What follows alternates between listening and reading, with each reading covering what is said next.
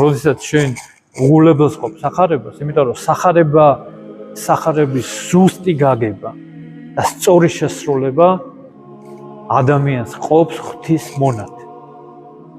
ღვთის ერთგულ მონად. დანარჩენი დებოდა ძმებო არის ხიბლი, რომელიც აუცილებლად გამოჩნდება.